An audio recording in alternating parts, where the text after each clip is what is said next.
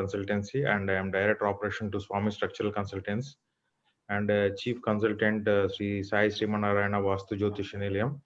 And also my hobby area is Maya Art and Crafts. Maybe after this presentation, if you are interested, you can visit.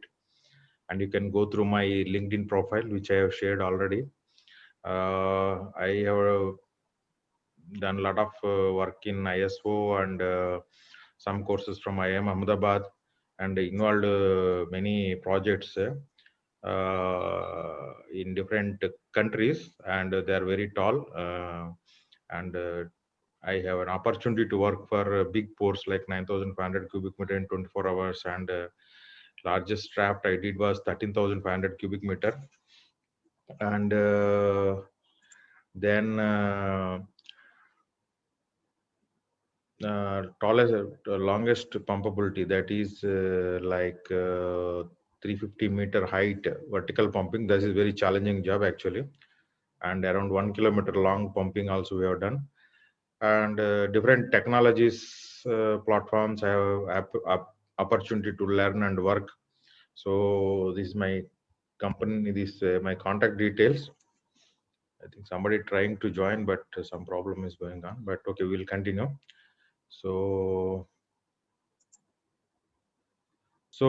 generally this program is like generally 6 days minimum we do this program, but sometimes it will extend up to 9 days.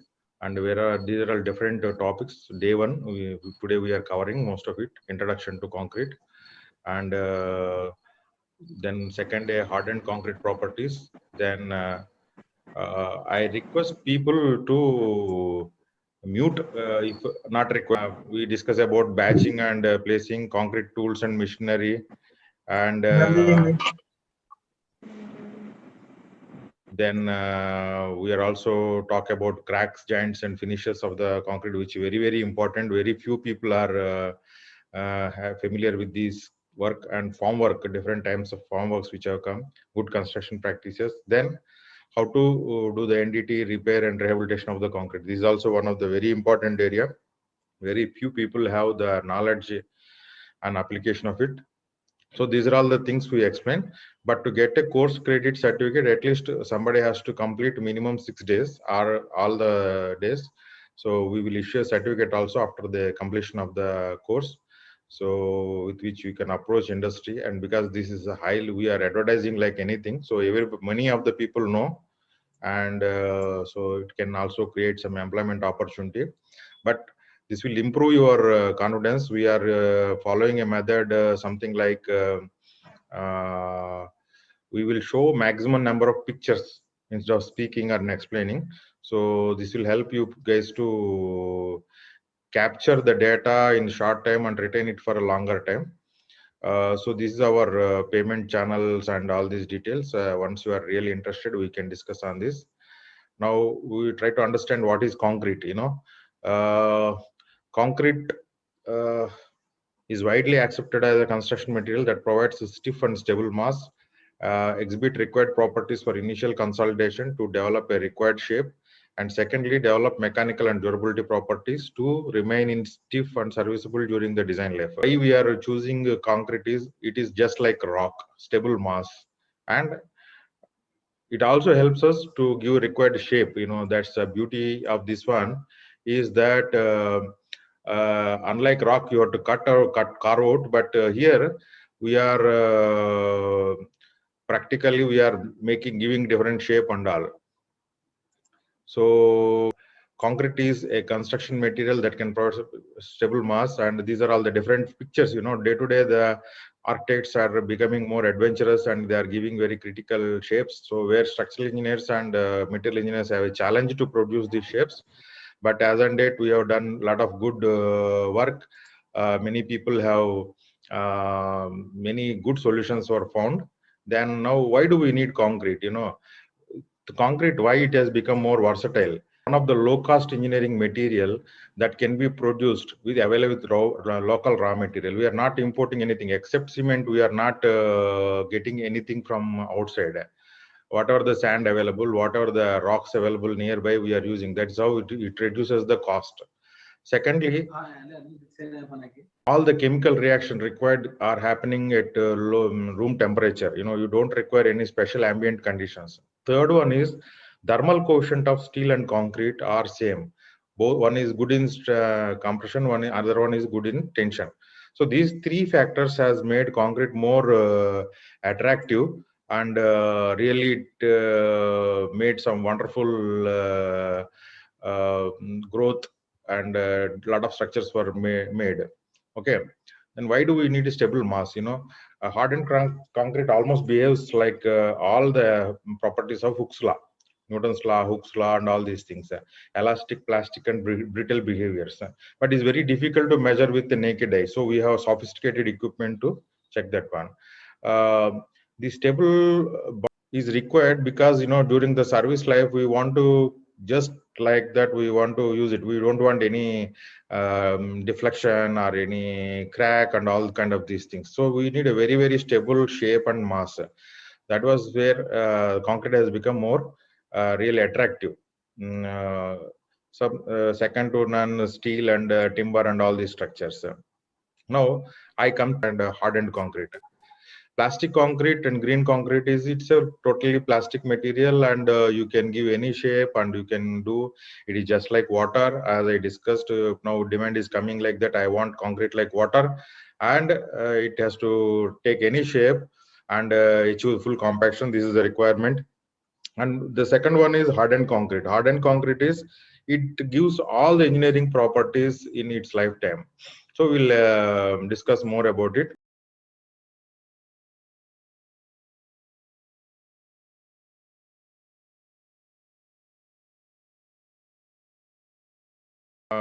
Water to cement, the time starts for the concrete, that is called fresh concrete.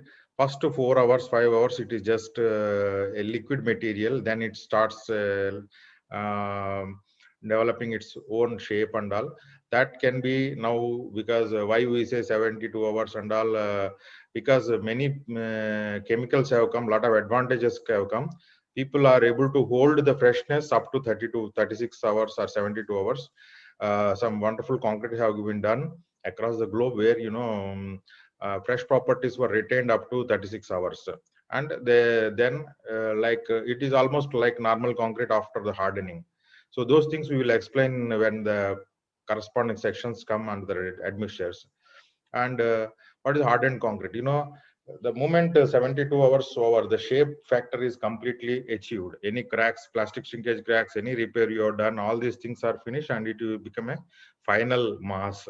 And after that, if you do anything, it is a separate concrete. It's not the same concrete. But if you do any repair well within the 72 hours, the repair almost looks have the same quality of the same single concrete, single pour. So this hardened concrete, by third day, 72 hours is almost third day. Third day, it's almost achieves 50% as required strength and full shape.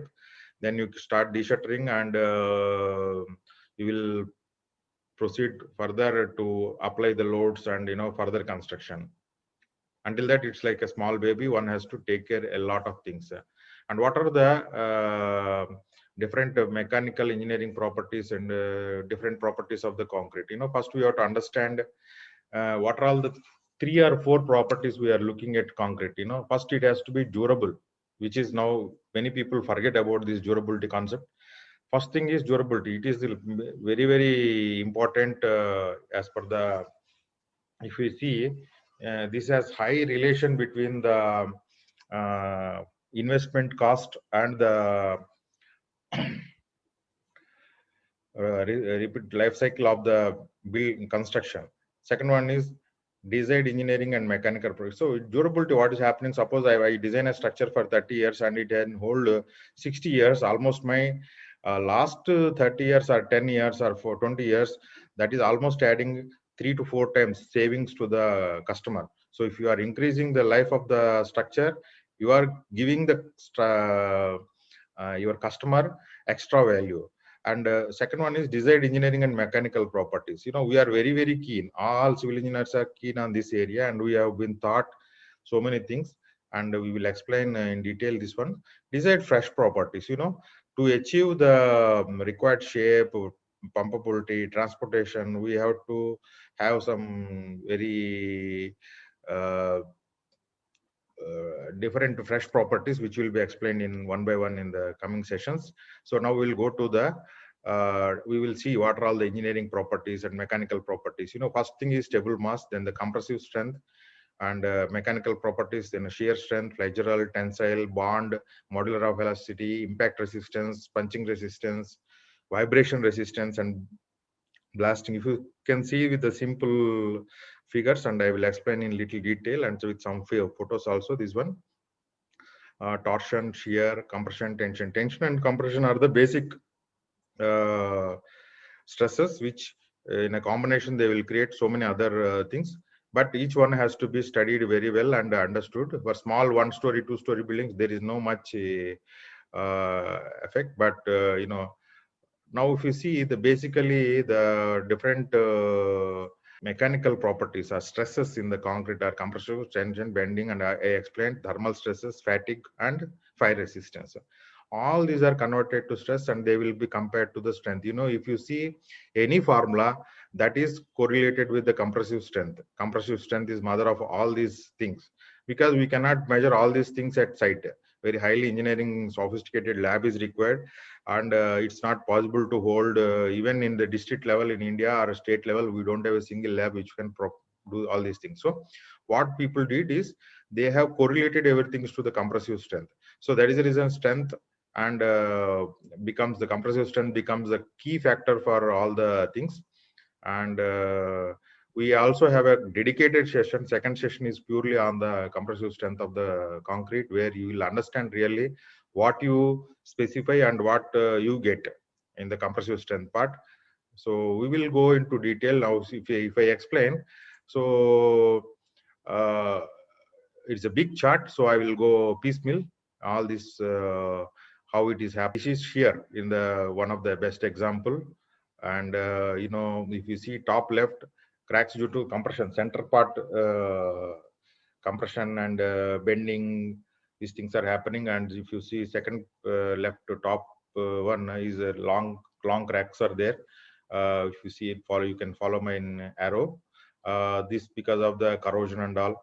Again, the different cracks are there. If you see the end bearing, this one because of the shear and bending, bulking, all these things. Now, this is some possible reasons for compression and bulking, buckling.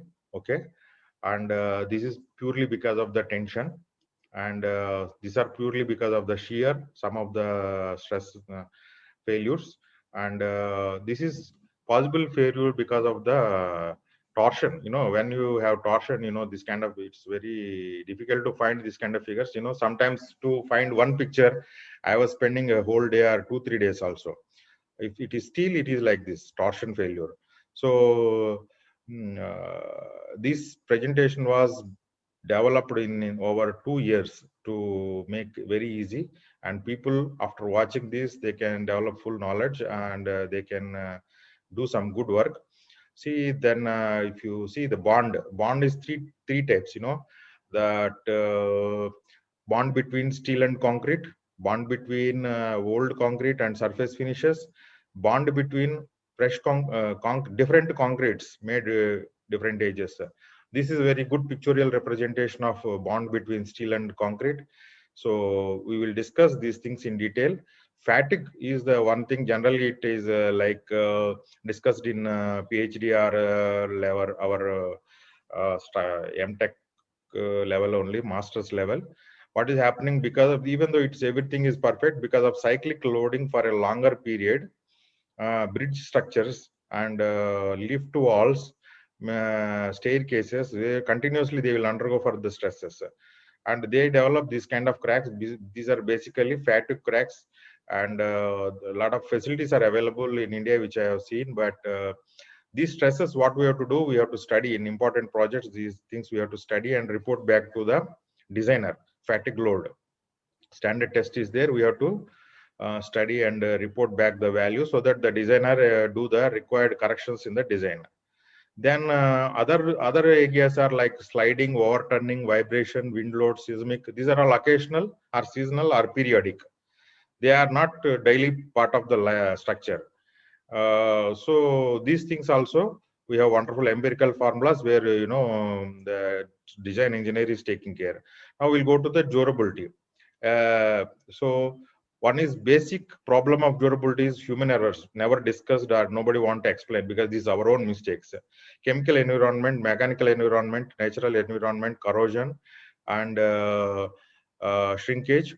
So we will, these are all the different possible reasons and uh, different aspects of each one, like human errors, design errors, faulty construction, inappropriate usage, poor maintenance, chemical attack, sulfate, chloride, corrosion and carbonation, mechanical abrasion, wear, erosion, pitting, in natural freeze and thaw, aggressive environment, creep, expansion, contraction, fire resistance, in corrosion, cathodic and anodic action and pitting corrosion, shrinkage. Shrinkage also highly, it is like a PhD kind of a topic, but I'll try to explain as much as possible in simple terms. So these are all various problems we may design or don't design. Because of one of these reasons, structure is going to deteriorate. So we will just push some light on this durability based on human errors. So human errors are design errors and non-availability of material. We will go detail that, design errors, assumptions. Sometimes we do serious mistakes in assumptions, deviation to scope, and technology limitations. I designed something, but the technology may not be available.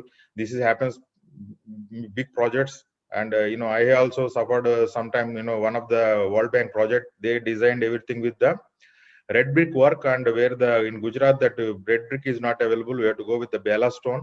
So it is a technology limitation. And proven data, sometimes there is no proven data, but we want to do, some architect went with some special shape, there is no proven data, so you are going with some assumption. Then non-availability of material, skill set of a designer, workman, project management consultant or engineer, if they don't have a required skill set, they will really cause dangerous problems. And then material, change of sources, I designed for one material, then the change has happened, but the site person did not inform the change of source and properties to the designer, again that will cause really big problem. Batch variations like cement, admixture, water, aggregate, and all the materials what we are using for the construction are from different sources. Even though Ultratech or any cement plant having 10 cement plants, 10 cement plants have different properties. They produce OPC 53 grade, and same single cement plant during the year they produce different batches, have different requirement. They perform above the minimum criteria, but never imagine that they are same. So you have to keep on testing and study, otherwise that will push you to a human error and failure. And other human error is faulty construction method, change of size and grade. What's happening sometime, because my pipeline is not allowed, so I will cut a portion of the beam and I will change the grade because something like that, and using lower grade or higher grade, entire design will come under threat. Use of unapproved material. Sometimes what is happening, we are using unapproved material without knowledge. And improper detailing is one of the major reason for failures in car parks and many structures. Improper joint detailing is causing lot of cracks, lapping, improper lapping, staggering, and cut off practices. These are all creating different problems. Improper detailing. Form work. Early removal of formwork causes so many errors and collapse of the structure. If the formwork is not good, many structures have collapsed during the casting also. Carry forward, suppose I am constructing a fifth floor, but my second, fourth floor and third floor are casted very recently. They are not ready to take the load. So we have to carry forward it to bottom until 6 or 7 stages below, sometime even 10 stages, because that construction load may be slightly higher than our design load. So carry forward is very, very important. And first stage precautions, what is happening many times when we are doing the form work for the slab, ground floor slab or first slab, we don't take care of the undulations or the stability of the soil below the slab. So even during the first slab itself, we will develop a lot of cracks and impressions that result in improper concreting. Unchecked practice like new material and historical performance also not considered sometime, and then these are also causing a lot of problems in durability. Then we will go see these are all problems because of the farm work and improper workmanship. If you see the top right, because of the farmer bulge, there is a crack and you cannot repair because some shuttering has settled down, so there is a crack. So these are all then this is very because the joints were not designed. Such a large floor, you have to design the floor joints. They are not done. Bug holes because improper vibration of the surface. Concrete sound, improper sound because hollowness. This top left one, you can clearly understand. The concrete mix are not designed adequate to that one, or some practice problem. All these things we see in our daily life, and we just do repair and do, but we never go into the real cause and try to sort out. And these are all the various patterns of problems, crack problems happen. These are all man-made errors only. And see, the curling is also one of the things because of the jointing detail was not done properly. Efflorescence because the materials were not properly studied for the salts. So efflorescence comes on the face, scaling happens, and all these things because of the man-made errors. All are man-made errors. Now we'll move. This is also because expansion and contraction joint was not designed. It's a human error, not provided properly. So that simply, and this is the one carry forward effect. The bottom slab was not supported properly. That is the reason all the load has come to this first slab. It is not developed to full strength, so it has cracked. Very simple.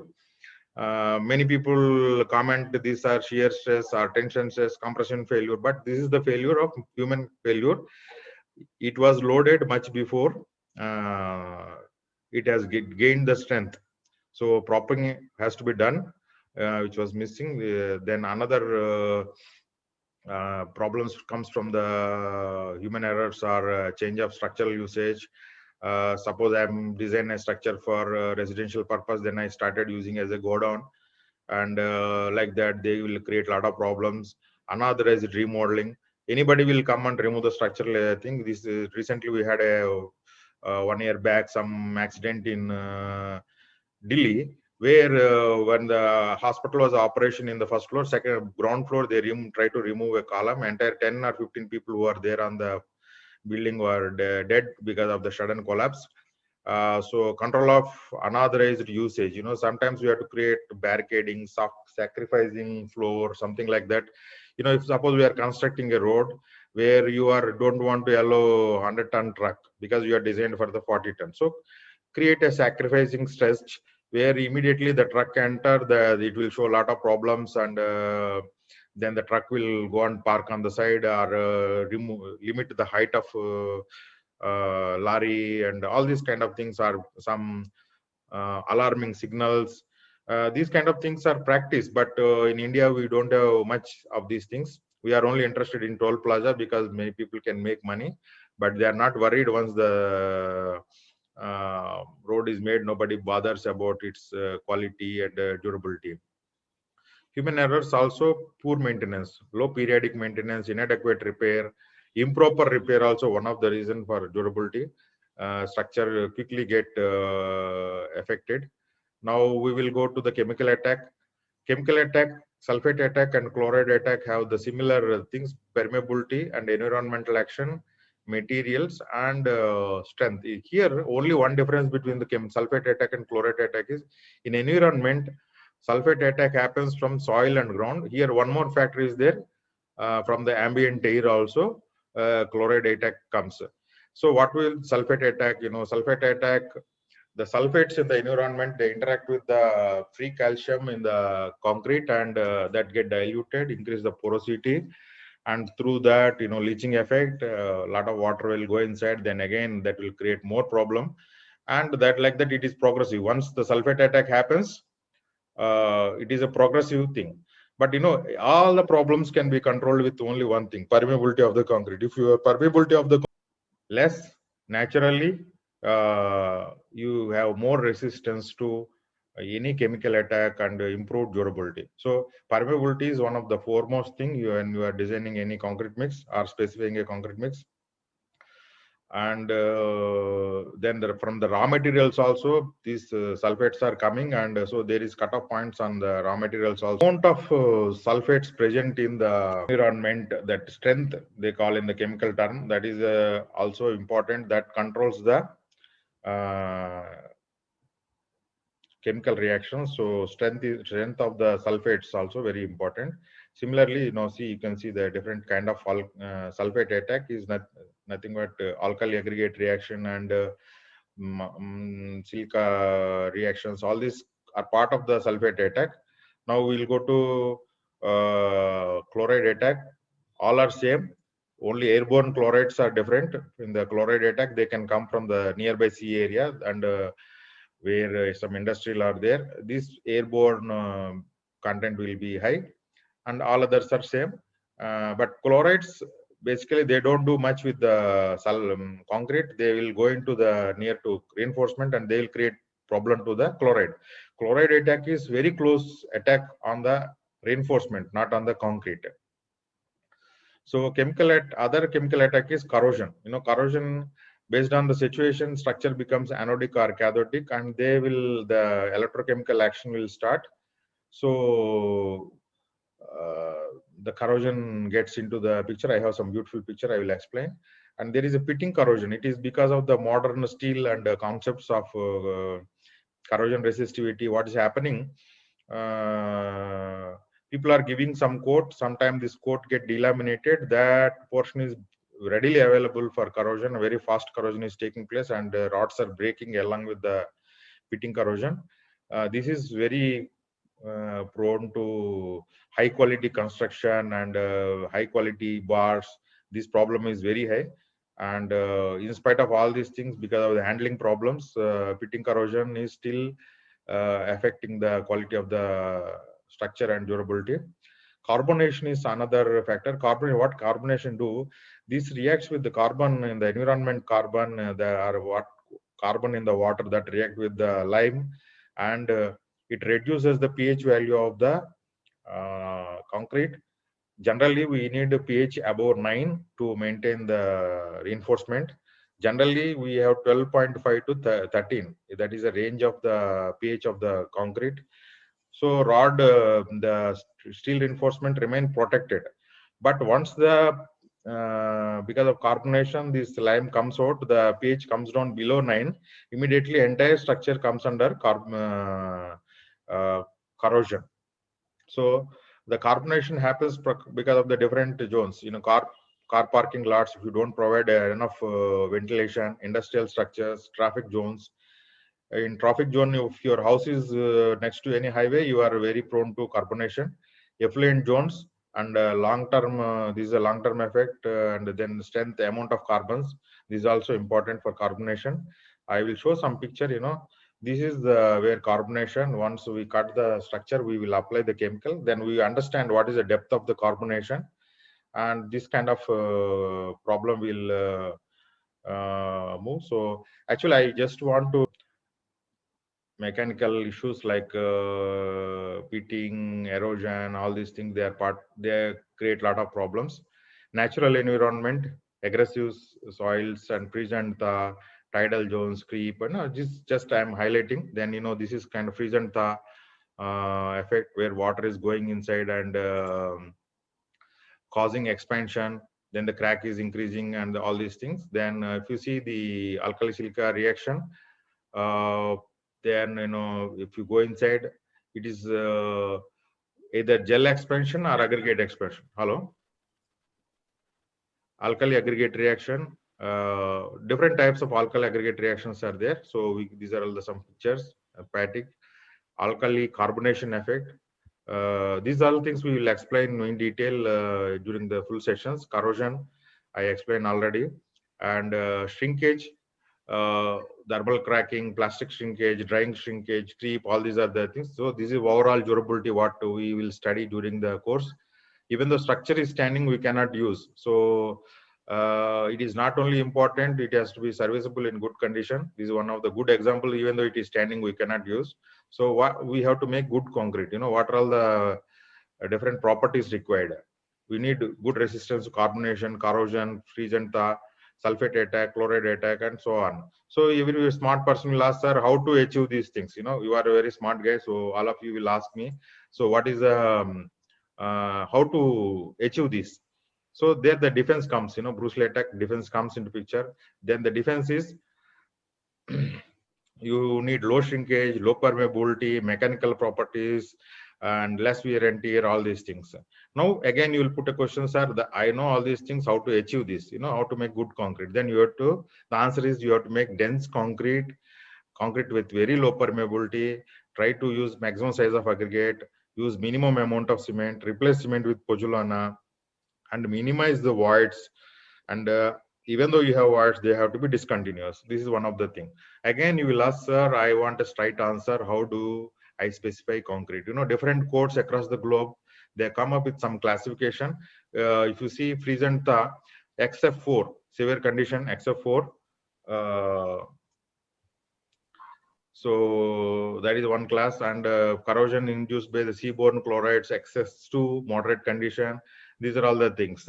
So you can classify, and there are methods to classify the environmental condition. Based on that, we can do the, we can design the concrete. Again, as a smart person, smart audience, you will ask, sir, how to achieve this XS2 and XS3. So here, if you see, concrete was specified, you know, what are all the things that I will just show you. The maximum water cement ratio and minimum strength class, minimum cement content, minimum air content. These are all some parameters how to design various types of concrete. So they have been well classified under different codes. Even India, this is a European one. Indian also have very detailed one. So we have to design the concrete mix design has to start with these parameters. These are all the minimum requirements. So with this, the protection, we can start design. But no, protection side, if you see, the best one is you use water cement minimum water to binder ratio, and try to use many combinations of latest binder materials. Minimum and maximum dose of cement material to be well much in use. Permeability limits have to be very much defined. Water absorption limits have to be properly defined. RCPT test and chlorides and sulfates in concrete. These are all the things we have to clearly define when you are ordering the concrete. And in addition to that, crack width control, cover to concrete, deflection control, these are all the things have to be well studied in the design stage. We consider all the structural design doing the good thing, but cover to concrete is one area mostly ignored at site. People don't follow. So I require 1 mm extra cover is okay, but less cover is dangerous. And some, if you still you want, sir, I want to have still a better concrete, and because I don't have a designer and all, then you try to design a mix very close to 0.4 water cement ratio, binder 350 to 450 kg, wet curing for 7 days, achieving good compaction, minimize voids, replacement of maximum cement with the binder fly ash or GGBS like that, or PPC cement and GGBS based cements are available, try to use them. Cover to reinforcement has to be achieved. Good practice of termination of steel in the future expansion. I request somebody to mute. Then negotiate to use the stable aggregates. Try to understand the source. If you are a civil engineer, inquire with the source, then there is no problem like that. Then based on the section thickness, maximum size of aggregate has to be used. This is the one area durability will increase like anything, because aggregates are almost 80% of the concrete. So if you have bigger size aggregate, that will take care of many problems. Now, if you see, these are the 4 sets I put here. So one of you can answer me. So what is the management gives importance, and what is the importance of a quality engineer or project engineer? Can anybody answer this one? What is the set is more interesting for the contractor or project management, and what is a more important set for the project manager or a quality control engineer? Set 3, sir. Set 3. Time called safety quality. Okay. Any others, sir?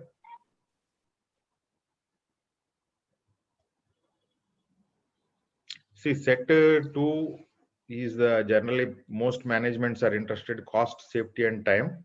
Then quality comes, but set four is more important. Safety is the topmost thing above the quality.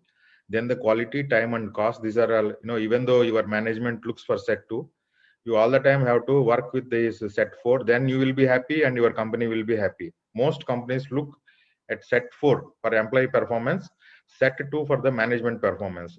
So the answer is set four. And again, I am showing my these details. And if you anybody want, they can call me to my number or WhatsApp. Then we will provide the details so you can join the second session. So this is the end of this one, sir. Luckily, we are able to conclude. So I just want to listen from the participants. Any doubts or anything, one by one you can ask. I will call the names. Mr. Sheshagiri, you have any doubts, sir?